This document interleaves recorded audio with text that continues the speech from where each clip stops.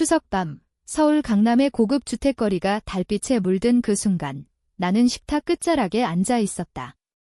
가족들이 웃고 떠드는 소리가 집안을 가득 채웠지만 내 귀에는 그저 멀고 먼 메아리처럼 들릴 뿐이었다. 지혜야, 여기 앉아. 어머니의 목소리가 평소처럼 부드럽지만 그 안에 숨겨진 무관심이 느껴졌다. 내 앞에 놓인 이름표를 내려다보니 스태프 지혜라고 적혀 있었다. 그 순간 가슴이 철렁 내려앉았다.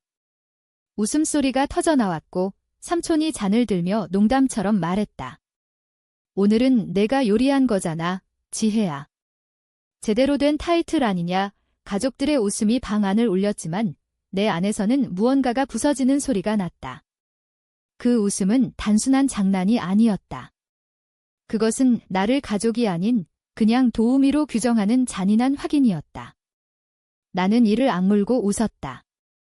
하지만 그 미소 뒤로 수년간 쌓인 상처가 서서히 끓어오르기 시작했다. 이 밤은 단순한 추석 만찬이 아니었다. 그것은 내 인생의 전환점이 될 터였다. 내 이름은 김지혜, 지금 29살이다. 서울에서 혼자 산다. 한국 사람들은 가족의 유대가 세상에서 가장 강하다고 믿는다. 명절이면 온 가족이 모여 송편을 빚고 조상님께 차례를 지내고 함께 웃으며 추억을 쌓는 그런 그림을 상상한다. 하지만 나에게 그건 환상일 뿐이었다. 나는 강남의 유서 깊은 동네에서 자랐지만 그 집안은 결코 따뜻하지 않았다. 밖에서 보면 부유하고 화목한 집안처럼 보였지만 안으로 들어가면 차가운 바람만 불었다. 어릴 적부터 나는 가족의 그림자였다.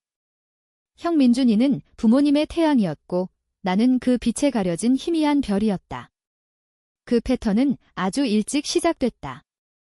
기억나는 크리스마스 한 번, 민준이가 수학에서 겨우 합격점을 받았을 때 부모님은 그에게 새 자전거를 사주셨다.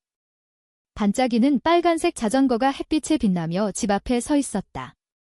나는 그날 전 과목 A를 받아 들고 집에 왔는데 아버지가 성적표를 힐끗 보더니 잘했네, 계속해라 라고만 하셨다. 아빠, 이거 냉장고에 붙일까요? 내가 조심스럽게 물었지만 아버지는 고개를 저으며 민준이가 자전거를 닦는 쪽으로 시선을 돌리셨다. 민준이가 격려가 필요해. 너는 괜찮아. 그 말은 불처럼 타들어갔다.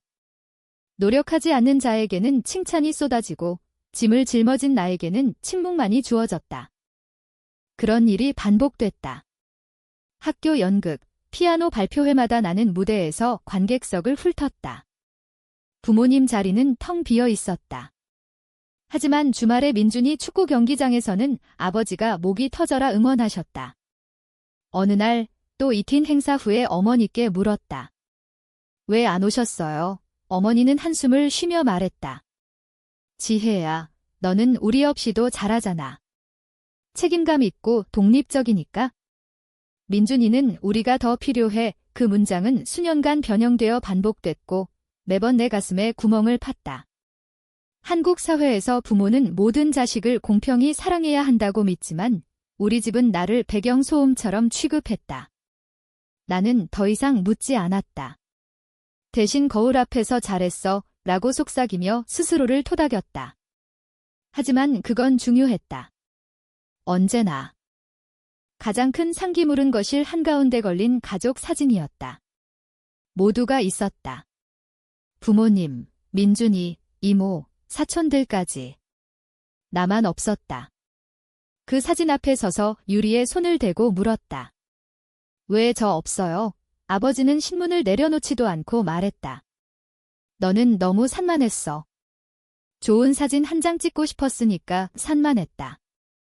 6살 아이가 다리를 떨었다고 가족 사진에서 지워질 만한가? 그들의 눈빛은 그렇다라고 말했다. 그 사진은 수십 년간 걸려 있었다. 손님들이 와서 감탄하며 물었다. 지혜는 어디 있어? 나는 어색하게 웃으며 그날 바빴어요 라고 둘러댔다. 하지만 속으로는 수치심이 기어올랐다. 가족은 나 없이 완성된 버전을 선택했다. 친척들이 올 때마다 멋진 가족 사진이네 라고 했고 나는 고개를 끄덕이며 상처를 삼켰다. 성인이 돼서도 그 사진을 볼 때마다 배웠다. 집에 살아도, 비용을 대도 가족으로 보이지 않을 수 있다는 걸 그 순간들 기킨 응원과 빠진 사진 등 지움의 직물이 됐다. 더 열심히 하게 만들었지만 빛나면 보일 거라 믿었다. 상을 타오고 대회를 이기고 아이가 감당할 수 없는 비용을 스스로 벌었다. 하지만 매번 좋아라는 짧은 말뿐이었다. 오프라가 말한 사람들이 자신을 보여줄 때 처음부터 믿어라를 들었지만 아이는 희망을 포기하지 않는다. 나는 계속 희망하며 패턴을 더 깊이 묻었다. 이제 나이 들어 상처를 돌아보니 그건 고립된 사건이 아니었다. 내 존재를 참아주지만 축하하지 않는 시스템이었다. 그것은 나를 강하게 만들었지만 완전히 다치지 않은 상처를 남겼다. 그래서 그 추석 밤, 아버지가 나를 쳐다보며 넌 가족이 아니야 라고 했을 때 그건 그날만의 일이 아니었다. 민준이에게 준 응원, 나에게 주지 않은 것들. 벽에 걸린 사진, 내가 집에 안속한다는 매일의 알림. 추석이 다가오는 날들은 가벼워야 했지만 나는 무거웠다. 서울 거리는 명절 쇼핑객으로 붐볐지만 나는 그 흥분을 느끼지 못했다. 음식 준비, 술 사기, 주방에서 보낸 시간. 민준이는 빈손으로 와서 환영받을 테고 이웃들이 현관에 등불을 걸고 웃는 걸 보며 이런 두려움을 느끼는 사람이 있을까 싶었다. 감사함은 이미 썩어 있었다. 감사해야 할 명절을 두려워할 때 무언가 깨졌다는 걸 알지 저녁에 장바구니를 들며 속으로 중얼거렸다. 희망을 붙잡으려 했지만 과거 배신의 메아리가 따랐다. 가을에 어머니 생일이 떠올랐다. 괴개월 모아 산 디자이너 가방. 어머니가 좋아할 거라 생각했다. 집은 사촌, 이웃, 이모로 가득했다. 어머니가 포장을 뜯고 미소 지었다. 민준이가 사준 거 봐. 방이 박수로 터졌다. 사촌들이 휘파람, 이웃들이 착한 아들이네라고. 가슴이 조여왔다. 사실 제가 어머니가 나를 노려보며 끊었다. 민준이에게 양보해. 걔가 인정받을 필요가 있어. 민준이는 문가에 서서 비웃었다. 아무 말 안 했다. 이모가 이웃에게 속삭였다. 항상 어머니 생각하는 착한 아들. 나는 상자 뚜껑을 쥐고 서서 얼굴이 달아올랐다. 돈이 아니었다. 실시간 지움이었다. 파티 끝나 주방에서 설거지하며 민준이가 어깨를 두드렸다. 신경 쓰지 마, 지혜야. 엄마가 나 자랑스러워할 필요가 있었어. 필요. 매일 자랑스러워 하시잖아. 그는 어깨를 으쓱. 너 강하니까 상관없어. 소리 지르고 싶었지만 삼켰다. 그날 밤 마야 안젤로의 말, 너를 옵션으로 보는 사람을 우선으로 하지 마. 나는 옵션일 뿐이었다. 추석주에 원한이 끓었다. 훔친 선물은 수백 중 하나, 지움의 증인의 정체성을 연기처럼 만들었다. 모임은 평화롭지 않을 거라 알았다. 민준이가 내가 지불한 조명 아래 빛나고 나는 박수 쳐야 할 무대. 오후, 부모님 집으로 장바구니를 들고 갔다. 하늘은 황금빛, 집안에는 간장과 양파 냄새. 복도에서 멈췄다. 아버지 목소리가 들렸다. 전화 중이었다. 그 애는 기본만 해. 민준이처럼 가족은 아니야. 그냥 관심 끌려 해. 말은 칼처럼 꽂혔다. 손가락이 봉투를 파고들었다. 상대가 웃었다. 아버지, 민준이는 비전 있어. 우리 자랑. 지혜는 그냥 도와 대면하고 싶었지만 서 있었다. 보이지 않는 건 하나, 키운 사람이 말로 확인하는 건 다른. 그날 밤 아파트에서 그 말이 반복됐다. 아버지는 나를 가족 미만으로 명명했다. 추석은 감사의 밤이 아니었다. 모든 게 부서질 밤이었다. 추석 아침, 따뜻한 햇살이지만 내 안은 무거웠다. 차 트렁크에 음식, 술, 파일을 실었다. 침착하라고 되뇌었다. 강남을 지나며 등불 걸린 집들을 봤다. 우리 집도 밖에서는 초대받는 듯 했다. 하지만 차고에 들어서자 두려움이 조여왔다. 친척 차들이 줄지어 문에서 웃음소리. 안으로 들어서 인사받았지만 민준이 들어오자 민준이 왔어. 아버지가 팔을 벌렸다. 어머니가 팔을 잡고 빛났다. 나는 보이지 않았다. 손에 음식을 들고 카운터에 놓고 숨을 골랐다.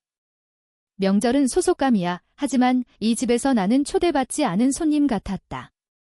자리에 앉을 때 멈췄다. 이름표 행렬. 민준이가 부모님 옆 머리맡.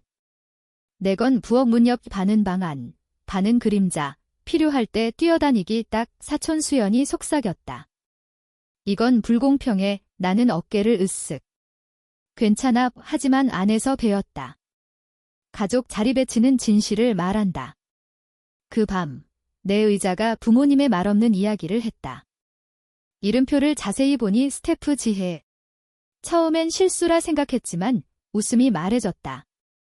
삼촌, 오늘 내가 쇼러닝 안에 웃음이 퍼졌다. 각 웃음이 잔인함을 확인했다. 엄마, 왜 스태프예요? 어머니, 그냥 재미로. 민준이, 내가 요리했잖아.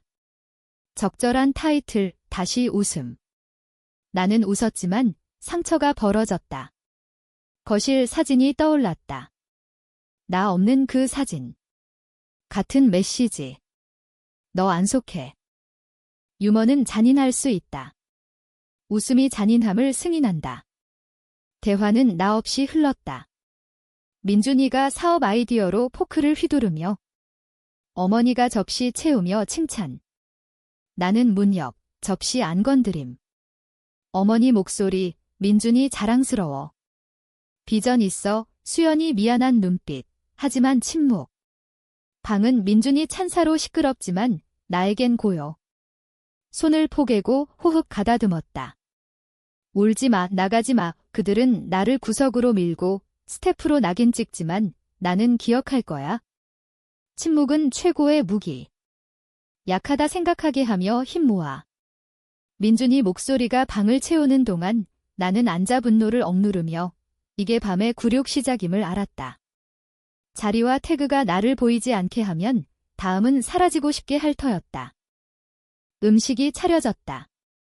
내가 만든 요리가 색과 향으로 테이블 가득. 하지만 공기는 긴장으로 맛이 났다. 접시 소리, 잔들기. 하지만 손님들이 내 눈 피했다. 이유는 스태프 태그. 민준이가 칠면조를 썰며 마치 자신이 구운 듯 웃었다. 어머니가 자랑스럽게 봤다. 할아버지 닮았네, 이모에게. 목소리가 테이블 아래로 퍼졌다. 하지만 내 안에서는 무언가가 끓었다. 웃음과 칭찬 속에서 나는 여전히 그림자였다. 민준이가 이야기를 이어가며 가족이 박수쳤다. 민준아, 내 미래 밝아. 아버지가 말했다. 나는 조용히 앉아 그 모든 게 내 돈으로 지탱된다는 걸 알았다. 10년간 전기세, 재산세, 보험 모두 내 이름으로. 부모님은 건강 문제로 집을 내 앞으로 넘겼지만 임시라고 했다. 하지만 10년은 임시가 아니다. 갑자기 아버지가 나를 봤다. 지혜야, 왜 그렇게 앉아만 있어? 가족 모임에서 내가 왜? 그의 눈빛에 조롱이 섞였다. 너는 그냥 도와주는 거지. 진짜 가족처럼 앉을 자격 없어. 그 말은 방 안을 얼렸다. 친척들이 웅성거렸다. 수연이가 속삭였다. 지혜 언니, 하지만 나는 일어났다. 아빠, 이 집은 제 거예요. 10년간 제가 냈어요. 아버지가 웃었다. 돈 낸다고 가족이 돼? 민준이가 진짜 후계자야. 너는 나가. 그 순간 모든 게 부서졌다. 웃음이 멎고 침묵이 내려앉았다. 나는 문으로 걸었다. 가슴에 불이 타오르며. 이건 끝이 아니었다. 복수의 시작이었다. 집으로 돌아와 노트북을 열었다. 변호사와 연락, 서류 확인. 집은 내 이름. 판매 계약서에 서명하며 손이 떨렸다. 이게 대가야. 애 속으로 중얼. 부모님, 민준이, 그들의 배신. 새벽에 판매 완료. 다음 날 전화가 쏟아졌다. 이모 목소리, 지혜야, 부모님 집에 경찰 왔어. 이사 나가래. 나는 웃었다. 카르마는 때론 바로 온다. 업데이트가 왔다. 강남집 앞에 이웃들 모여 경찰 불빛. 민준이가 잔디에서 소리 지르며 아버지, 오해야. 우리 집이야. 경찰, 서류 유효해요. 소유권 이전됐어요. 어머니 울음, 배신했어. 하지만 배신은 그들 거였다. 민준이 투자자들이 왔고 집을 담보로 속였다. 미래 망쳤어. 그의 메시지. 하지만 그는 거짓으로 쌓았다. 혼란이 퍼졌다. 이웃들이 속삭이고 명성은 무너졌다. 한국에서 평판은 모든 것. 민준이가 계단에서 뭐해야 외쳤지만 투자자들이 달려들었다. 집이 내 거라 했어. 그는 붉어지며 입을 다물었다. 안에서 나는 봉투를 테이블에 놓았다. 마지막 수표예요. 부모님 얼굴 창백. 민준이 노려봤지만 침묵. 나는 돌아섰다. 승리는 침묵 속에. 다음 아침 집은 작아 보였다. 친척들 모여 어머니 배은망덕 중얼. 하지만 이모가 일어났다. 그만해. 그녀의 목소리 날카로웠다. 오랜 속임수야 아버지. 내 관여 마오 이모. 지혜를 모욕할 때부터 내일이야. 우리 모두 봤어. 지혜가 이 집 지켰는데 방이 웅성. 이모가 서류 폴더를 펼쳤다. 영수증 봐. 10년간 지혜의 이름. 친척들. 지혜 건에 어머니 더듬. 임시였어. 이모. 10년이 임시냐. 민준이 욕하며 나갔다. 부모님 말문 막혔다. 나는 이모에게 고마워요. 수연이 안아주며 우리가 처음으로 혼자가 아니었다. 진짜 마무리는 내 안에서 왔다. 아파트에서 받아보며 모든 메시지 삭제. 바람의 소금 냄새, 파도 소리. 평화는 소음 없음이 아닌 소음에 지배당하지 않음. 할아버지 말, 너 자신을 붙잡아. 아무도 못해. 이제 이해했다. 집 팔기는 복수가 아닌 선언. 나는 팔리지 않아. 이메일, 돈 낸다고 가족 아니라고 하셨어요. 맞아요. 가족은 사랑이지 빚 아니에요. 사랑 없으니 더 이상 묵이지 않아요. 차단, 삭제. 폐쇄는 사과 기다림이 아닌 기다림 멈춤.